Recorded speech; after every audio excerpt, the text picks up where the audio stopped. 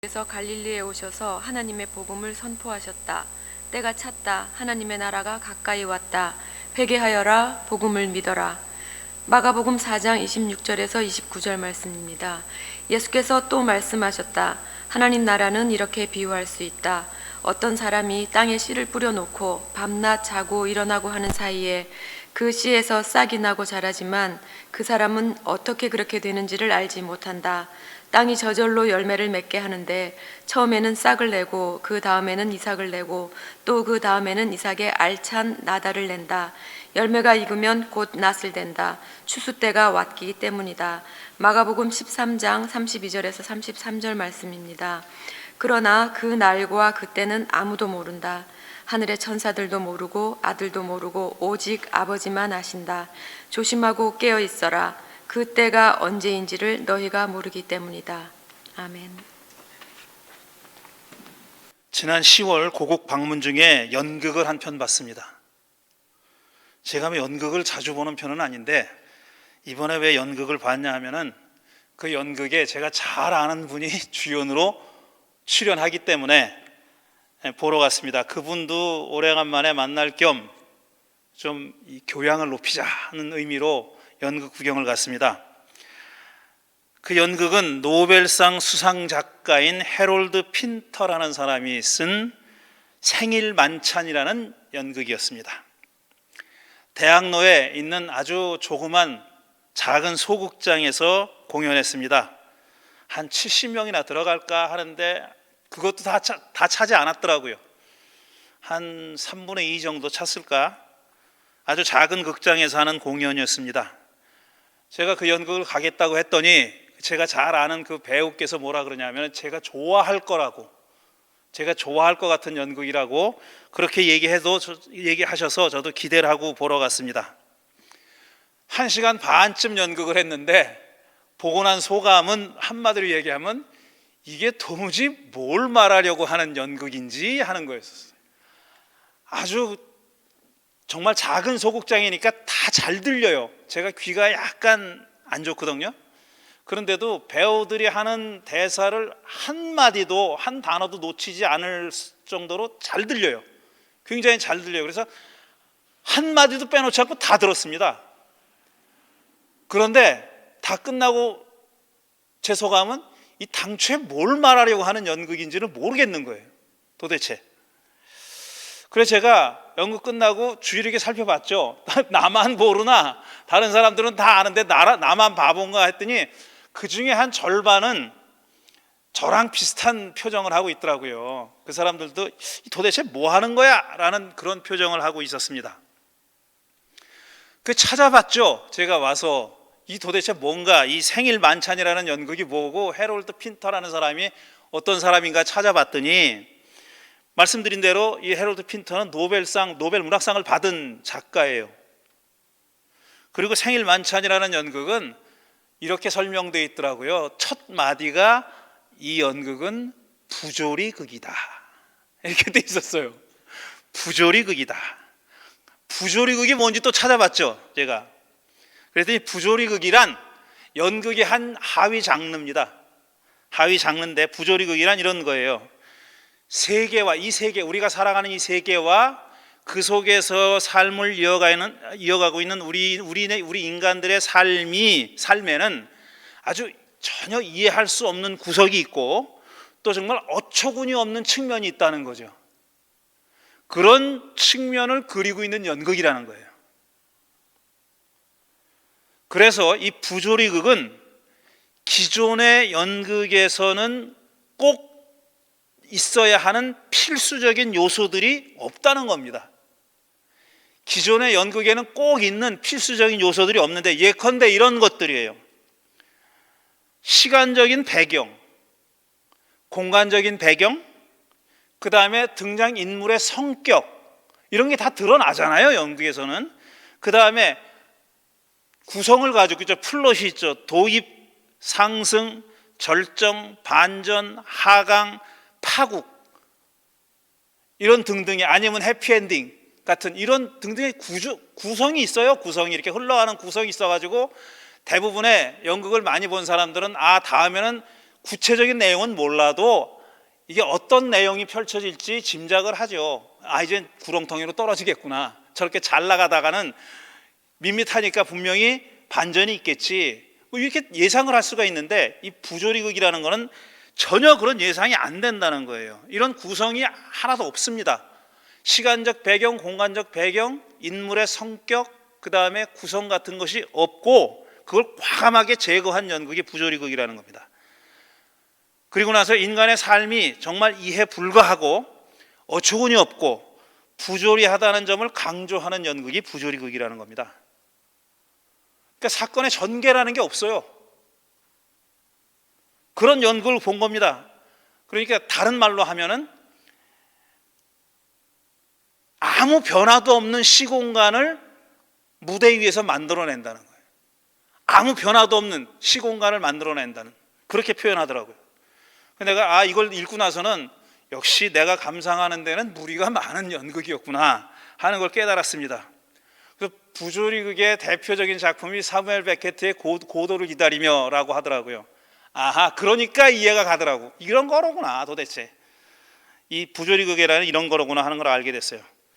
제가 질문은 이런 겁니다. 이걸 왜 할까? 그리고 부조리극이 많을 거 아니에요. 그 중에서 어떤 거는 형편없는 작품이고 어떤 거는 좋은 작품이라고 평이 날 거 아닙니까? 근데 부조리한데 뭘 가지고 어떤 작품은 좋다 그러고 어떤 작품은 형편없다 그러는 걸까 하는 게 또 궁금증이 생겼어요. 근데 그것까지 찾아볼 여유는 없었고, 어쨌든 노벨위원회는 이 사람에게 상을 줬습니다. 그리고 이 생일 만찬이라는 것은 해롤 핀터가 쓴 대표적인 부조리극 중에 하나래요. 그거 잘 됐다는 거잖아요. 좋은 작품이라는 거잖아요. 근데 저는 하나도 모르겠더라고요. 무슨 얘기를 하는 건지 정말 하나도 모르고 중간에 나오고 싶더라고요. 근데 배우 얼굴이 있으니까 제가 못 나와죠. 진짜 나가는 사람도 있었습니다. 아주 유명한 분이 나가더라고요. 거기서 만났는데 어떤 그쪽 방면에서 일하는 사람들은, 활동했던 사람들은 널리 알고 있는 그분이 중간에 나가더라고요. 왜 나갔는지 모르겠지만. 근데 어쨌든 우리가 살아가는 삶에 이런 부조리한 면이 있으니까 이런 작품이 만들어지는 거겠죠. 느닷없고 부조리하고 정말 어처구니 없는 그런 측면이 있기 때문에 이런 연극이 만들어지는 거겠죠. 제가 부조리극은 이해 못해도 인생에 그런 면이 있다는 사실은 어렴풋이 알고 있습니다. 저도 알고 있고 여러분도 알고 있을 겁니다. 이렇게 설명이 안 되는, 이해가 안 되는 부조리한 면이 있다는 것을 여러분들도 느끼고 계실 거예요. 물론 우리는 다 부조리극을 쓸 수 있는 능력은 없지만 말이죠. 자, 오늘부터 아기 예수의 탄생을 기다리는 대림절이 시작됐습니다. 대림절은 한마디로 기다리는 절기죠. 대림절의 영어는 애드벤트는 애드벤투스라는 말에서 온 거죠. 그러니까 다가온다는 얘기예요. 다가오는 걸 기다리는 겁니다. 우리는 아기 예수가 다가오는 겁니다. 근데 우리를 기다리는 건데, 생각해 보십시오. 이미 2000년 전에 오신 예수를 지금 기다린다는 게 말이 되나? 벌써 왔잖아요. 왔는데 뭘 기다려? 그건 말이 안 되죠. 근데 기독교인들은 또 하나 기다리는 게 있어요. 많은 기독교인들이 또 하나 기다리는 게 바로 그분의 재림이죠. 다시 온다고 하고 갔으니까 또 기다리는 거죠. 근데 이거는 미래에 일어날 일이에요. 2000년 동안 안 일어났지만 미래에 일어날 일이니까 그걸 기다리는 건 말이 돼요. 그런데 대림절은 이미 일어난 사건을, 이미 오신 분을 기다린다는 건, 이건 부조리한 겁니다. 말이 안 되는 거죠. 계시록 22장 20절 보면은 성경 마지막 절에서 바로 그 전절입니다. 계시록 21절까지 있는데 20절에 이렇게 되어 있어요. 이 모든 계시를 증언하시는 분이 이렇게 말씀하셨습니다. 그렇다, 내가 곧 가겠다. 아멘 오십시오 주 예수님. 이렇게 되어 있어요. 그러니까 이때서부터 기다리는 겁니다. 2000년 동안 우리는 재림할 예수를 기다리고 있는 그런 겁니다. 이것도 부조리죠. 이미 온 분을 기다리는 동시에 또 다시 오실 분을 기다린다? 이건 말이 안 되는 겁니다. 논리적이지 않고 이치에 닿지 않는 거죠. 어처구니 없는 그런 기다림입니다. 널리 알려져 있는 시편 90편, 모세가 썼다고 그렇게 적혀 있는 시편 90편은 흐르는 시간에 대한 인간의 어떤 무력감 아니면 허무함, 이런 것들을 그리고 있는 시편입니다. 마냥 내 의지와는 상관없이 그냥 흘러가는 시간에 대한 어떤 허무함, 인생의 허무함 아니면 무력감 같은 것이 표현되어 있는 그런 시편이죠. 주님은 대대로 우리의 거처이셨습니다. 산들이 생기기 전에, 땅과 세계가 생기기 전에 영원부터 영원까지 주님은 하나님이십니다. 자, 주님은 영원하신 분이라는 거예요. 주님에게는 시간이라는 것이 별 의미가 없습니다. 어차피 시작도 없고 끝도 없으니까. 이런 분이 하나님이라는 거예요. 하나님에게는 시간의 흐름이라는 것이 별 의미가 없는 겁니다. 그런데 그 주님께서 사람을 티끌로 돌아가게 하시고 죽을 인생들아 돌아가거라 하고 말씀하십니다. 그랬어요. 우리 인간은 티끌에서 와서 티끌로 돌아가는 거예요. 이건 시작이 있고 끝이 있는 거예요.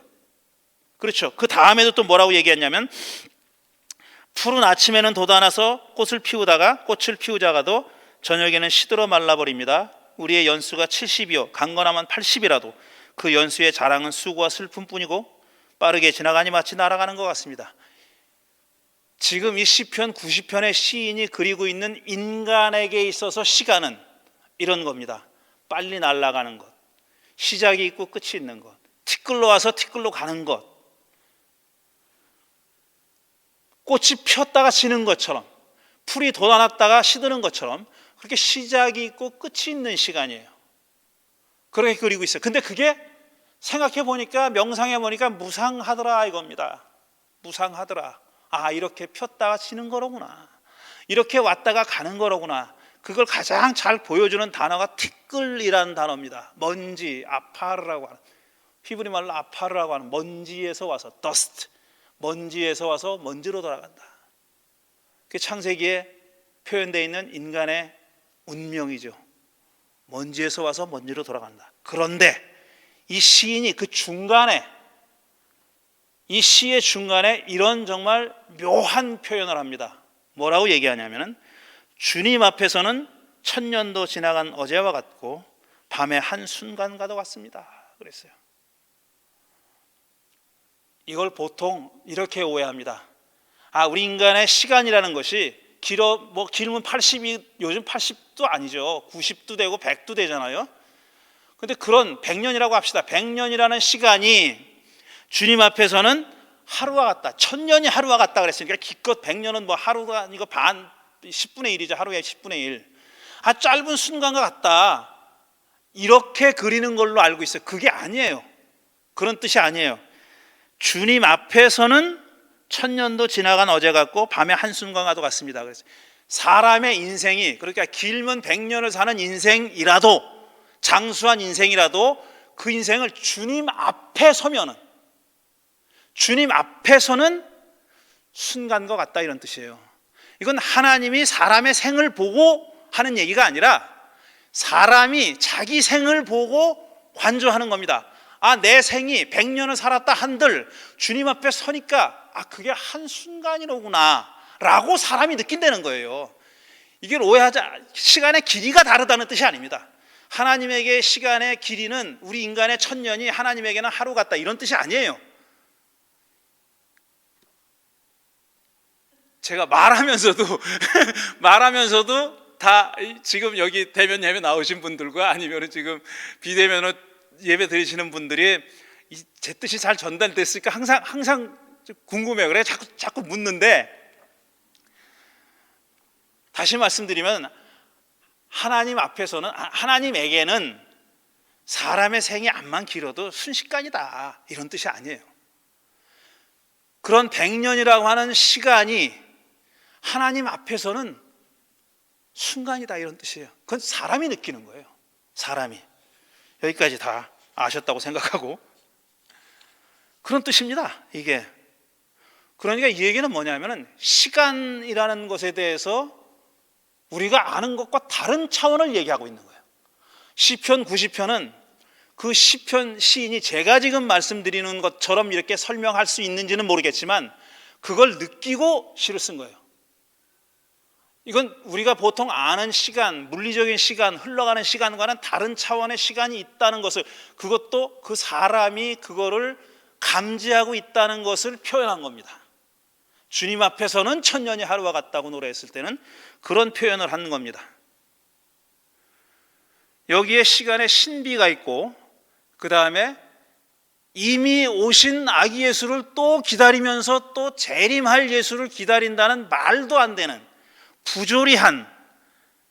부조리하게 보이는 그런 인간의 행동에 대한 비밀이 여기 들어있다. 저는 그 얘기를 하고 싶은 겁니다. 시간의 신비가 여기에 있다. 2000년 전에 이미 오신 아기 예수를 2000년 지난 오늘 왜 기다리는지 그 의미가 여기 들어있고, 동시에 또 언제일지 모르는 예수의 다시 오심을 기다린다는 것이 또 무슨 의미가 있는지 하는 것을 깨달을 수 있는 실마리가 여기 있다라고 저는 보는 겁니다. 다른 얘기를 좀 해보자면, 뭐 다른 얘기는 아닌데, 그리스 사상에는 시간을 두 가지 말로 표현했습니다. 들어보셨을 거예요. 크로노스, 카이로스. 크로노스라는 시간이 있고 카이로스라고 부르는 시간이 있습니다. 크로노스라고 부르는 시간이 있고, 그러니까 시간의 개념이 이렇게 두 가지인 겁니다. 그 한 가지 개념은 크로노스라는 말로 표현했고, 크로노스는 신의 아들이죠. 뭐 그 얘기는 할 여유는 없지만 어쨌든, 그 다음에 카이로스는 신하고 상관없는 겁니다. 이거는 신의 이름이 아니에요. 크로노스는 뭐냐면 물리적인 시간이 우리가 알고 있는 시간입니다. 시작이 있고 끝이 있는 시간, 이렇게 흘러가는, 한마디로 얘기해서 선으로서의 시간, 선으로서의 시간. 선 착하다 이런 선이 아니라 선, 전면, 선, 입체할 때 그 선으로서의 시간이 이렇게 흘러가는 시간입니다. 태어나서 살다가 죽을 때까지의 물리적 시간, 이걸 얘기하는 거예요. 이 시간은 사람이 뭘 원하든지 상관하지 않고 자기 길을 갑니다. 계속 가요. 우리 사람의 의지나 감정과는 상관없이 시간이 가요. 그렇게 시간이 흘러가기 때문에 우리는 또 살아남을 수 있는 그런 힘이 거기서 나오는 걸지도 모릅니다. 우리가 당하는 슬픔이나 이런 것이 시간의 흐름과 함께 옅어지거나 잊혀지지 않는다면 우리는 못 살아요. 그 시간은 그런 면이 있는 겁니다. 그런 시간을 우리가 살고 있어요. 물리적인 시간이고 선으로서의 시간입니다. 이거는 원인과 결과로 점철되는 시간이에요. 원인이 있으면 결과가 있고, 또 그것이 원인이 돼서 또 다른 결과를 낳고, 이러는 시간이죠. 연속성으로서의 시간, 물리적인 시간, 원인과 결과로 연결된 시간입니다. 그런데 카이로스는 좀 다른 겁니다. 이거는 굳이 얘기하자면, 크로노스가 물리적인 시간이라면 이건 심리적인 시간입니다. 심리적인 시간이에요. 마음의 시간입니다. 마음의 시간. 우리 마음 속에 존재하는 시간. 이건 선이 아니라, 선은 길게 얘기하면 착한 거고, 선이 아니라 사건으로 점철된 그런 시간입니다. 굳이 표현하자면 점과 같은 시간이에요. 크로노스가 수평적인 시간이라면 카이로스는 수직적인 시간입니다. 딱 핀포인트 되는 시간이에요. 이거는 시간의 흐름과는 떼어낼 수 있는 시간이에요. 그리고 이 시간은 과거와 현재와 미래가 순서대로 이렇게 이어지지 않습니다.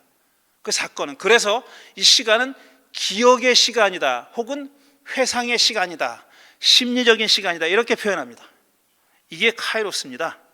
그래서 이 카이로스적인 시간은 시간의 크로노스에 따라서 이렇게 흘러가는 게 아니라, 때로는 그 자리에 멈춰 서기도 하고, 갑자기 미래로 튀기도 하고, 갑자기 과거로 돌아가기도 하고, 그 다음에 또 반복되기도 합니다. 계속 반복되기도 해요.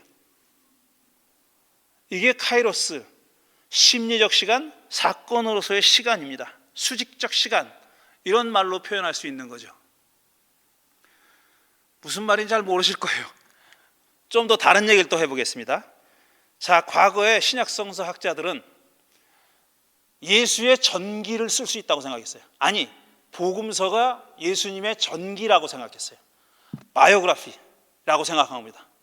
예수의 전기다. 예수가 태어나서 어떻게 죽었는지, 보통 사람의 전기 있잖아요. 뭐 이병철 전기, 왜 갑자기 이병철이 생각나지? 그 유명한 김구 전기, 기왕이면 김구, 뭐 장주나 이렇게 합시다. 이런 분들의 전기가 있잖아요. 그걸 자기가 쓰면 자서전이고, 보통 전기는 남이 써주고, 그 다음에 쓰는 사람이 평가해서 쓰는 전기는 평전이라고 부르고, 전기라고 하잖아요. 바이오그래피.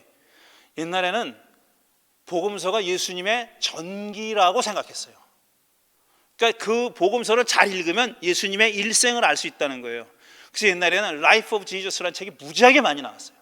예수의 삶, 예수의 생활, 예수의 생애, 이런 책이 무지하게 많이 나왔습니다. 그러다가 20세기 들어와서는 이게 복음서가 예수님의 전기가 아니다 라는 생각이 팽배하게 됐습니다. 그게 정설이 됐어요.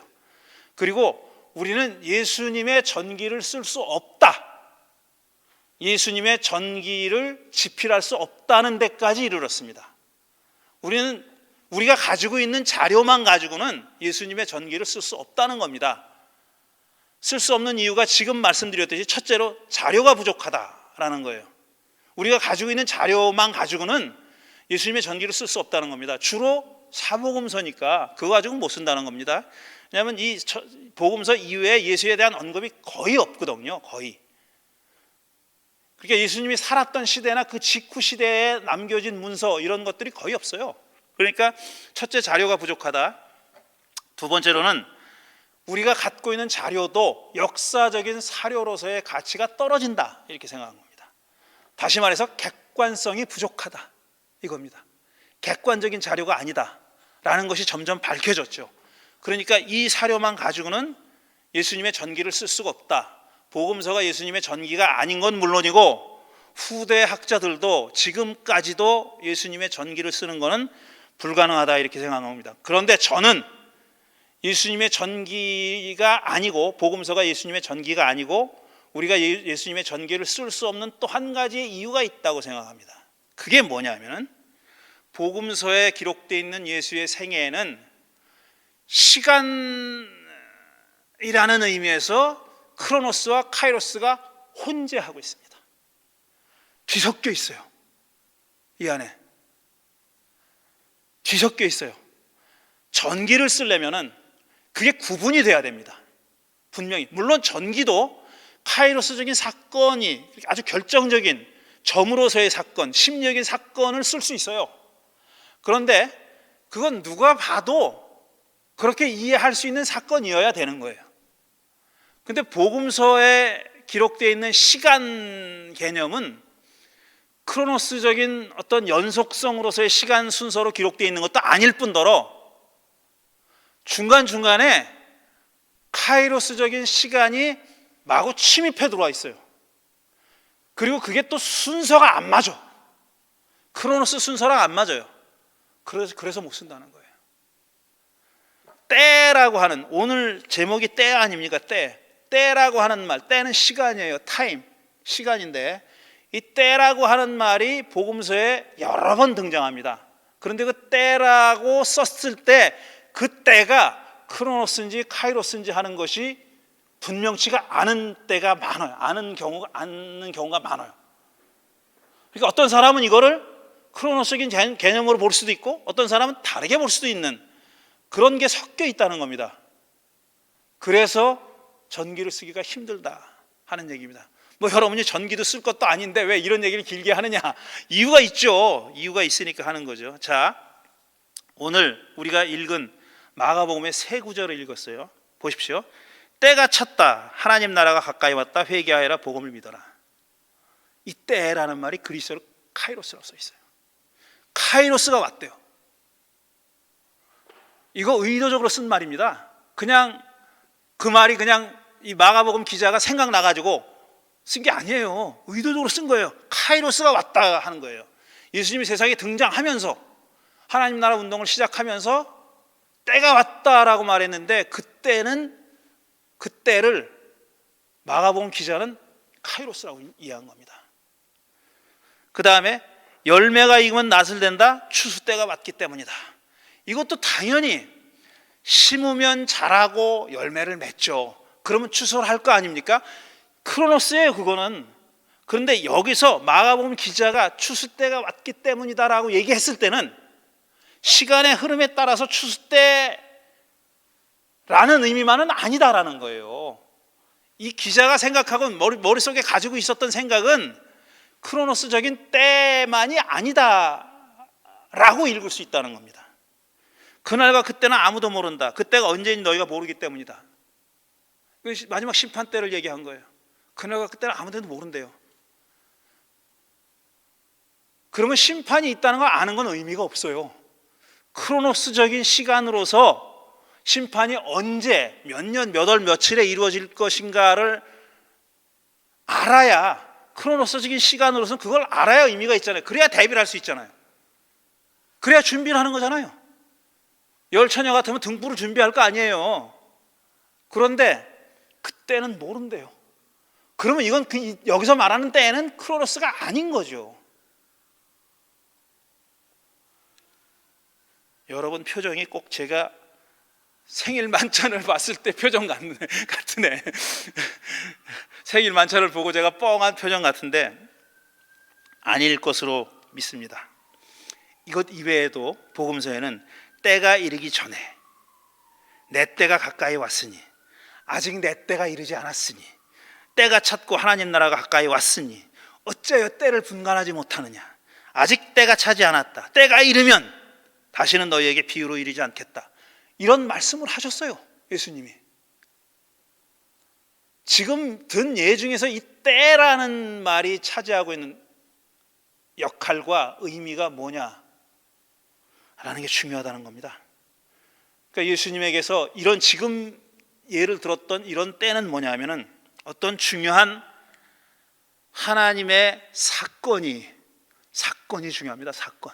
카이로스는 사건이에요. 사건으로 점철된 것이 카이로스예요.